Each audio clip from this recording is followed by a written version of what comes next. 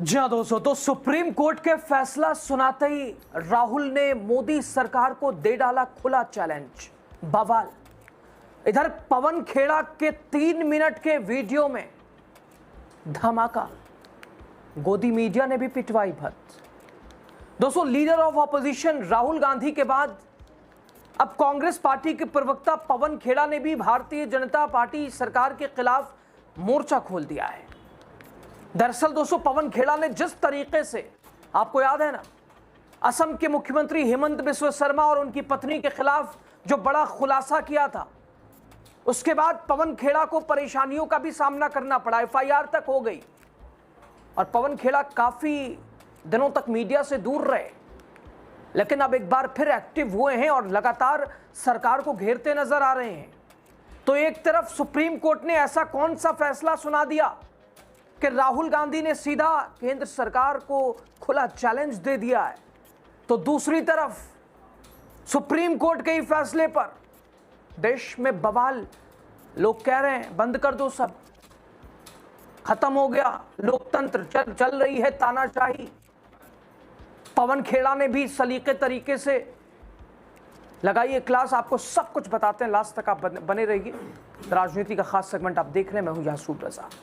दोस्तों, पहले तो राहुल गांधी का ये ट्वीट देखिए। राहुल ने एक्स पर लिखा, अब इस व्यवस्था पर हमें कोई भरोसा नहीं रहा। यहां आज कुछ नीट अभ्यर्थियों ने मुझसे कहा कि, और उनका गुस्सा साफ दिख रहा था, उनके सब्र का बांध टूट चुका है। देश का युवा अब मोदी सरकार के भ्रष्टाचार और बेरुखी को बर्दाश्त नहीं करेगा। और याद रखिए, यही युवा इस व्यवस्था को बदलेंगे। और दोस्तों, अब देश में इस व्यवस्था को बदलने के लिए देख ही रहे हैं तैयारी। ये शिद्दत से अगर और कुछ दिन चल गया तो वो दिन दूर नहीं है कि व्यवस्था पूरी तरह से अस्त व्यस्त हो जाएगी। दोस्तों, अब कॉकरोच आर्मी की एक चेतावनी भी इस बीच देख लीजिए। कॉकरोच जनता पार्टी लगातार दबाया जा रहा है, कुचला जा रहा है, लेकिन यही कॉकरोचों ने बवाल मचा रखा है, मोदी सरकार के नाक में दम कर दिया है। यह खुला चैलेंज कि शिक्षा मंत्री 10 दिन में अगर इस्तीफा नहीं देते हैं तो हजारों छात्र दिल्ली में जाएंगे, जंतर मंतर पर आंदोलन करेंगे। तो दोस्तों, माहौल बनने लगा है और इस खुले चैलेंज के बाद दिल्ली आने को लेकर अब शांति से तो घी तो सीधी उंगली से निकल नहीं रही है। शिक्षा मंत्री पे कोई फर्क नहीं पड़ रहा है और धांधली बैक टू बैक हो रही है। देखिए चैलेंज। मैं मीडिया के माध्यम से कहना चाहता हूं, 10 दिन का मैं अल्टीमेटम देता हूं सरकार को। अगर सरकार 10 दिन के अंदर धर्मेंद्र प्रधान का इस्तीफा नहीं लेती है तो हम लोग दिल्ली के अंदर हजारों छात्रों के साथ जो है कूच करेंगे, आंदोलन करेंगे और हम लोग धर्मेंद्र प्रधान के घर का घेराव करेंगे। इधर दोस्तों, पवन खेड़ा का ये 3 मिनट का वीडियो देखिए आप, जिसमें उन्होंने मोदी शाह इस मौजूदा सरकार की पूरी पोल पट्टी खोल कर रख दी है। साथ ही गोदी मीडिया की भी जमकर क्लास लगाई है। आगे बात करते हैं। आंदोलन करें, उन्हें हक नहीं मिलेगा तो बेचारे सड़क पर आते हैं। अग्निवीर, उनको लगता है उनके हक छीने जा रहे हैं, वो सड़क पर आते हैं। वकील, डॉक्टर, कई लोग आंदोलन करते हैं अपने हकों की लड़ाई। पत्रकारों को हमने आंदोलन करते हुए कम देखा, उनके भी हक छीने जा रहे हैं। उम्मीद करते हैं आप भी अपने हकों की लड़ाई लड़ेंगे। 12 साल में प्रधानमंत्री जी प्रेस वार्ता क्यों नहीं करते? इसीलिए कि कहीं हमारे मुस्तैद निडर पत्रकार आईना ना दिखा दें। झूठ आईने से डरता है। नरेंद्र मोदी प्रेस कॉन्फ्रेंस से डरते हैं, नरेंद्र मोदी मीडिया से डरते हैं। बीच संकट के हम सबको नसीहत देकर, हमें किफायत की नसीहत दी, हमें बोला प्लीज सेव, हमें बोला खाना कम खाइए। पहले कहते थे पकोड़े तलिए रोजगार है, अब कहते हैं पकोड़े भी मत तलिए क्योंकि तेल महंगा है। खुद चले गए साहब विदेश यात्रा में, कमर्शियल फ्लाइट में नहीं गए, वो जो 8,500 करोड़ वाला हवाई जहाज है ना, उसमें गए। उससे पहले गुजरात में एक भारी भरकम रोड शो भी किया। हमें कहा अपने वाहनों में तेल मत डलवाइए। कल मैं सुन रहा था, एक बड़े एक्टर हैं रवि किशन जी, कहते हैं होम फ्रॉम वर्क, कुछ कहना चाह रहे थे वर्क फ्रॉम होम, बोले home for work from work करिए। आप हंस रही हैं, सच में कहा, वीडियो है मेरे पास। तो हमें कहते हैं वर्क फ्रॉम होम और खुद करते हैं रोड शो, खुद जाते हैं 8,500 करोड़ के हवाई जहाज में विदेश, और सुना कोई मेलोडी की टॉफी भी किसी को गिफ्ट करने गए, पार्ले मेलोडी, अभी देख रहा था। हंसिए मत, सच में हुआ है, मजाक नहीं कर रहा। हमें भी शुरू में लगता था ये मजाक हो रहा है, लेकिन ये सच में हो रहा है। क्या मेलोडी टॉफी का नाम है भाई?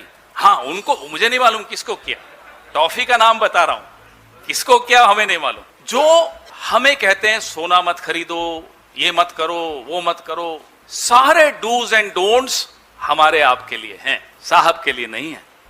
और वाहियात बातें हो रही हैं रोज सोशल मीडिया पर। मंत्री जा रहे हैं साहब, मोटरसाइकिल पे जाएंगे, पीछे गाड़ियां चल रही हैं। हमारे राजस्थान की एक नेता है, शताब्दी में गई, गाड़ियां वहां पहुंची जहां शताब्दी गई। क्या है ये, मजाक है? इस देश को आप कितना मूर्ख समझते हो? कहते हैं साहब वैश्विक संकट है, रोज डिबेट हो रही है, सारा दरबारी लोग शुरू हो गए, साहब वैश्विक संकट है, वैश्विक संकट है। पाकिस्तान आपसे आगे जा रहा है, कौन सा वैश्विक संकट है ये? पाकिस्तान बीच में ईरान और अमेरिका के बीच में मध्यस्थता कर रहा है, हम कहते हैं हम दलाल नहीं हैं। हर चीज का आपके पास जवाब है और आपका दरबारी मीडिया शुरू हो जाता है, साहब नहीं हम दलाल नहीं है, हम दलाल नहीं है। असलियत कौन बताएगा? जो असलियत बताएगा उसके पीछे पुलिस, ईडी, सीबीआई सब छोड़ दिया जाएगा, लेकिन असलियत फिर भी बतानी पड़ेगी। तो सुना दोस्तों आपने। वैसे पवन खेड़ा ने यहां एक गलती कर दी। पत्रकारों से बताइए, देश के 170वें नंबर पर जिनकी रैंकिंग है विश्व में, उनसे उम्मीद कर रहे हैं पवन खेड़ा। कह रहे हैं वकील प्रदर्शन कर रहा है, छात्र प्रदर्शन कर रहा है, शिक्षक प्रदर्शन कर रहा है, युवा प्रदर्शन कर रहे हैं, महिलाएं प्रदर्शन कर रही हैं। पत्रकारों का हक नहीं छीना जा रहा है, पत्रकारों को एहसास नहीं है। ये मेन स्ट्रीम वालों के लिए असल में है। अरे सर, आपने तो दुखती रग पे हाथ रख दिया है। क्या इनके बस में है अपनी? ये तो दूसरे की आवाज ना उठाएं जो इनका काम है, ये अपनी आवाज क्या उठाएंगे? और इनकी इतनी हिम्मत कि ये अपनी आवाज उठाएं। छू तक नहीं बोलते ये सत्ता के आगे, सवाल पूछना तो बहुत दूर की बात। इधर दोस्तों एसआईआर को लेकर सुप्रीम कोर्ट ने बड़ा फैसला सुना दिया, जिसकी उम्मीद तो किसी को नहीं थी। कोर्ट की ओर से कहा गया कि एसआईआर की प्रक्रिया, इसमें कोई खामी नहीं है भाई, एकदम चंगा है। चुनाव आयोग ने अपनी शक्तियों का इस्तेमाल किया है, प्रक्रिया को गैर संवैधानिक करार नहीं दे सकते। सुप्रीम कोर्ट की इस टिप्पणी के बाद दोस्तों बवाल है। खैर दोस्तों, आज की सबसे खतरनाक बात सिर्फ ये नहीं कि सुप्रीम कोर्ट ने एसआईआर को वैध मान लिया है। असली चिंता यह कि जिस प्रक्रिया पर करोड़ों लोगों के वोटिंग अधिकार पर सवाल खड़ा था, जिस प्रक्रिया ने, हालांकि खुद सुप्रीम कोर्ट ने कई बार कहा कि पूरी की पूरी एसआईआर इस प्रक्रिया को रद्द कर देंगे, आज क्या हुआ? जिसने लाखों लाख लोगों का अधिकार छीना, कथित तौर पर विपक्ष का आरोप। मीडिया इसे एक सामान्य खबर बता रहा है, लेकिन इसका असर आने वाले हर चुनाव और हर नागरिक पर पड़ेगा। मैं चाहता हूं दोस्तों आप योगेंद्र यादव को एक बार उनकी बातों को जरा गंभीरता से सुने, क्योंकि ये सिर्फ आज की नहीं, ये आने वाले भारत की खबर है। गलत खबर सुनी है आपने। खबर ये नहीं है कि सुप्रीम कोर्ट ने आज इलेक्शन कमीशन के एसआईआर को वैलिड और कॉन्स्टिट्यूशनल बता दिया है। असली खबर ये है कि अब इस देश में वोटर सरकार को नहीं चुनेंगे, सरकार वोटर को चुना करेगी। बाकी ये 124 पेज का जजमेंट है, बहुत अंग्रेजी है, आप पढ़ लेना। मगर असली खबर ये है कि अब बीजेपी इस देश में तय करेगी कि कौन वोट कर सकता है, कौन वोट नहीं कर सकता है। खबर ये है कि इस चुटकुले को लोकतांत्रिक चुनाव बताया जाएगा। खबर ये है कि आज एडीआर वाले केस में सुप्रीम कोर्ट ने ठीक वही किया है जो आज से 50 साल पहले इमरजेंसी में एडीएम जबलपुर वाले केस में कहा था, जब सुप्रीम कोर्ट ने कह दिया था कि सरकार जो मर्जी चाहे कर ले, जान ले ले, सवाल नहीं पूछा जा सकता। वोटर लिस्ट के बारे में आज सुप्रीम कोर्ट ने कुछ वैसा ही फैसला दिया है। खबर ये है कि इस देश के संविधान को बचाने का जो शायद अंतिम स्तंभ है, उसकी कुछ हिस्से टूट के गिर गए। अब कॉकरोच जनता पार्टी का फाउंडर को भी सुन लीजिए आप। मानो मोदी के लाडले मंत्री का विकेट गिरा के ही ये लोग लेंगे दम। हेलो एवरीवन, जैसे कि आपने कल देखा कि मैंने एक वीडियो बनाई थी वेदांत के ऊपर। वेदांत एक 17-18 ईयर ओल्ड का एक स्टूडेंट है जिसने सीबीएसई की एग्ज़ाम दी थी और उसकी गलत मार्कशीट चेक हुई थी, जिसके चलते उसको गलत मार्क्स आए थे। तो उसके ऊपर कई सारे लोग वेदांत को पाकिस्तानी कह रहे थे और कह रहे थे ये तो इंडिया का स्टूडेंट है ही नहीं, ये इंडियन है ही नहीं। तो वेदांत के सपोर्ट में मैंने वीडियो बनाई थी और मैंने कहा था कि वेदांत के साथ जस्टिस होना चाहिए और वेदांत को पाकिस्तानी नहीं कहा जाना चाहिए क्योंकि वो हमारे ही कंट्री का स्टूडेंट है। और मैंने उसमें दूसरी बात यही कही थी कि एजुकेशन मिनिस्टर धर्मेंद्र प्रधान को रिज़ाइन करना चाहिए। लेकिन उसके बाद हुआ क्या? कल रात हमारा जो वीडियो था, जो अब तक 1.7 करोड़ लोगों ने देखा था, उसको इंस्टाग्राम से हटाया गया गवर्नमेंट के कहने पर। क्यों हटाया गया? इसलिए क्योंकि मैंने वेदांत को सपोर्ट किया था। मैंने बोला था कि वेदांत को सही मार्क्स मिलने चाहिए और ऐसा फ्रॉड एग्जाम्स में नहीं होना चाहिए। या इसलिए हटाया गया क्योंकि मैंने कहा था कि एजुकेशन मिनिस्टर को रिज़ाइन करना चाहिए उनके फेलियर के लिए। मतलब हटाना तो एजुकेशन मिनिस्टर को जाना चाहिए ना, हमारी वीडियो को क्यों हटाया? और ये ऐसे कैसे चल सकता है? आप कभी सोच सकते हो कि एक प्राइवेट कंपनी में कोई बड़े लेवल पर एक मैनेजर हो और वो गलतियों पर गलती किए जा रहा है। मतलब नीट का पेपर लीक हो रहा है, सीबीएसई में गलत मार्क्स आ रहे हैं, एसएससी में अभी फिर से कुछ नया आ रहा है जिसमें और कुछ फ्रॉड हुआ है। मतलब गलतियों पर गलती हुई जा रही है, लेकिन अभी तक एजुकेशन मिनिस्टर अपनी पोजीशन पर बने हुए हैं। क्या आप कभी सोच सकते हो किसी प्राइवेट कंपनी में ऐसा हो सकता है जहां पर कोई बार बार गलतियां करे और उसको फायर ना किया जाए? कंपनीज में तो नॉर्मली कोई एम्प्लॉय एक बार गलती कर दे, 2 बार गलती कर दे तो उसको तुरंत हटा दिया जाता है ना। तो सेम जो सरकार आपके पैसों से चल रही है, आपके वोट से चल रही है, तो वो क्या एक मंत्री को नहीं हटा सकती जो जब आपके साथ कुछ गलत हो रहा है? ऐसा सिस्टम नहीं होना चाहिए क्या? ऐसा ही तो होना चाहिए ना कि अगर कोई जब गलती करे तो उसको हटा दिया जाए। तो मैं भी तो वही मांग कर रहा था। I was demanding the same. So why was the video taken down from Instagram? तो मैं आज आप सबसे रिक्वेस्ट करना चाहता हूँ, मैं इस कमेंट में फिर से वो पिटिशन का लिंक भेज रहा हूँ जहां पर आप सभी लोगों को साइन करना है और एजुकेशन मिनिस्टर के रेजिग्नेशन की डिमांड करनी है। देखते हैं ये कब तक रिजाइन नहीं करते हैं, कब तक आप लोगों को इग्नोर करते हैं।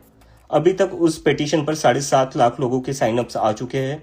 हम चाहते हैं कि ज़्यादा से ज़्यादा लोग उस पर साइन करें और ज़्यादा से ज़्यादा लोग धर्मेंद्र प्रधान जी के रेजिग्नेशन के बारे में बोले, क्योंकि उनको कोई हक नहीं है अभी भी एजुकेशन मिनिस्टर बने रहने का।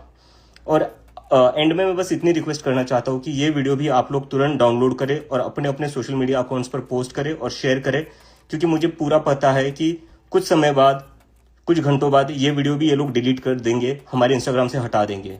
सो before that, download this video, post on your social media and share this as much as possible and demand the resignation of education minister Dharmendra प्रधान।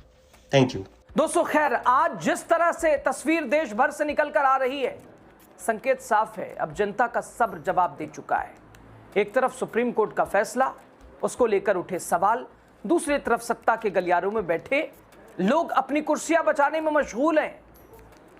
तभी तो लोग कह रहे हैं कि भाई साहब, लोकतंत्र है भी क्या? पवन खेड़ा, राहुल गांधी जैसे नेताओं की चेतावनी सिर्फ शब्द नहीं बल्कि उन आक्रोश की गूंज है जिसे दबाने की कोशिश हर रोज की जा रही है। सवाल ये नहीं कि कौन जीतेगा कौन हारेगा, सवाल ये कि क्या हम लोकतंत्र में जी रहे हैं जहां आवाज उठाने पर एफआईआर होती है, सवाल पूछने पर मीडिया अपनी पीठ थपथपाने लगता है, युवा सड़क पे, शिक्षक आंदोलन कर रहा है, सरकार है बहरी बनी बैठी है। लेकिन याद रखिए, इतिहास गवाह है, जब जब सत्ता ने अहंकार में आकर जनता की अनदेखी की है, तब तक सत्ता का तख्ता पलटा और इसमें देर नहीं लगी है। तो क्या ये तानाशाही अब अपने अंतिम पड़ाव पर है? राय आपकी जो भी हो दीजिएगा। शुक्रिया आपका।